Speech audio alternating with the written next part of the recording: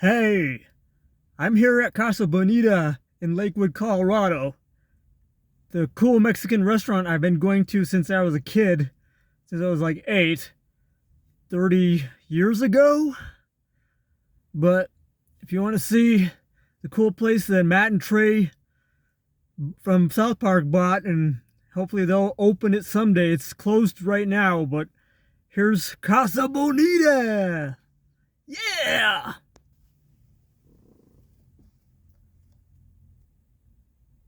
They're still remodeling and still redoing whatever's inside. But hopefully it's open. Hopefully it's open in a few weeks, but everybody's lining up to get Eric's except for me. And Eric Cartman was here already. I want a sopapilla. Sopapilla, please. Sweet. Totally. I can't do Eric Cartman, but yeah. That's Casa Bonita. It looks like Pepto-Bismol pink, but it's awesome. So, I'm just here just to look at it.